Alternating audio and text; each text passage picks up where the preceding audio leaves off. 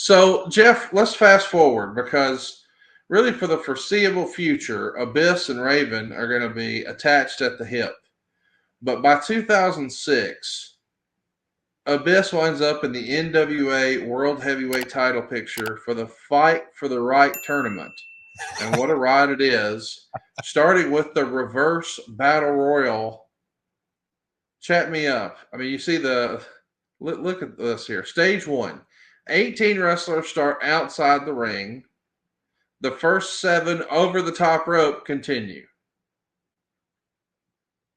Stage 2, those 7 now compete in a battle royal to determine the seeding, and the final 2 will continue. Stage 3 is the final 2 will meet in a singles match, and the winner gets a bye to the tournament finals. Who comes up with this? I know you like tournaments. I know you like sports. Maybe you don't like tournaments and wrestling, and maybe we'll hear why here. What can you tell us about the reverse battle royal and this whole fight for the right tournament? If you knew the amount of times that I don't want to say I debated, but look at TNA Innovations, and I bet I said, hey guys, I'm not expecting a grand slam. I'm not even sure I'm going to jump out over my seas and expect a triple. But let's do this for an episode. Let's try this because it's easy to shoot on TV. Stage 1, every 8, I think at one time I wanted 20 guys on the floor to keep it round numbers. The first 7 that can get in the ring by going over the top rope, go to a break. So now you got 7, go to a commercial break. Come back out of that is, okay, you have a battle royal. The first one that goes over is, guess what? He's seeded 7th. The next one goes over 6. Next one goes over. No, my bad. Yes, 7th seed, 6th seed, 5th seed, all that. But when it gets down to 2 guys, let them fight, because in TNA we tried to do battle royals a little different. That when you got down to 2 guys, it had to be pinfall or submission.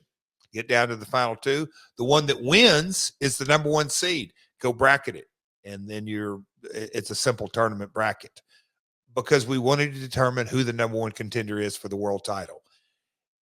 It always gets complicated when it comes into this massive, I don't want to call group discussion, but start throwing holes in it. And I said, keep it simple, guys. I wish I would have known the KISS method, keep it simple, stupid, because I said, if we just hammer, this is to determine the number 1 contender. But trying something different, trying something for TV, because you have the battle roll on the floor, get 7 guys in the ring, go to break. Have the battle roll of 7 guys, get it down to 2, go to break. Come back out of that, they have a 5 to 7 minute match, and the winner of that, then you do a post-match promo, angle, whatever it may be, because there's your seating and everything that goes with that. But Connie, one of those things that people will still kind of say, that was horrible. Go back and watch it on TV, and I'll debate you a little bit. But again, creative is subjective. It comes down to Abyss and Lance Hoyt, and you realize that what they're fighting for is a bye. So the fight for the right is fighting for your right to a bye. You're fighting for the right to not fight. Yep, there we go. We got it.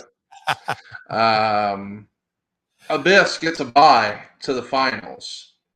And yeah, this is a big deal for his career. I mean, when you look back, as crazy and as silly and over the top and sort of off the beaten path as this idea is, this reverse battle royal. I mean, hey, he's in the finals for the TNA for the NWA World Title. That's a pretty cool deal. Yeah, and again, kind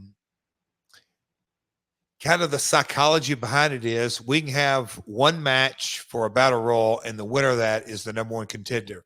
Is that a 1 week if you needed to get that? But you can kind of do this fight for the right over 2 weeks, 3 weeks, to kind of hammer home the storyline that we're looking for the number 1 contender that has to go through enough challenges and go uphill enough times that by the time they get to AJ, they've truly earned this right to be number one contender and earn this title shot.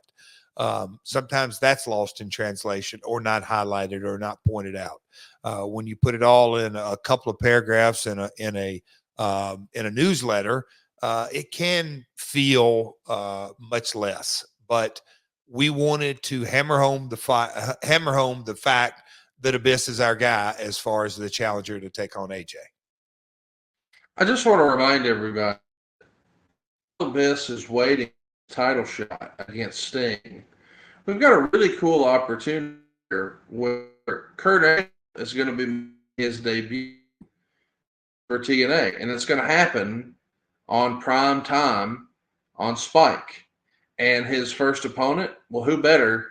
Abyss. It's one thing to say, hey, we're going to let you main event a weekly pay-per-view with AJ Styles. Hey, we're going to let you have a title shot in the future against Sting.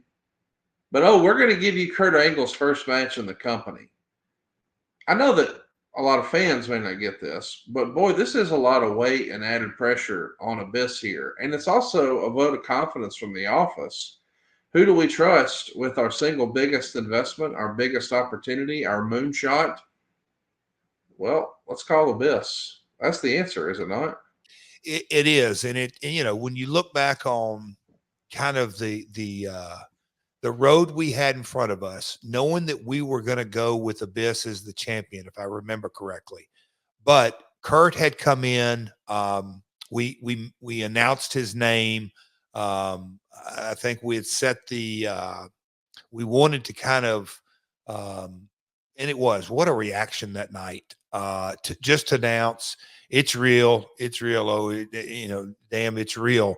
And that's all we aired on that pay-per-view, if I remember correctly. And then the Joe journey begins. But to have his first match and knowing that we were going with Abyss in a championship role, that, okay, let's kind of set up Kurt. First appearance, he's got a huge, formidable opponent, and it's not a throwaway match. It also puts a TNA homegrown talent on the same stage as Kurt. There were a lot of positives to it, but we also, at the end of the day, we would have never had any of these discussions had we not had the complete confidence that Abyss is going to take care of business. And man, oh man, he just always delivered. Look, we all might not have our best night at the office, but Abyss, he just always delivered. Always, and this was no exception.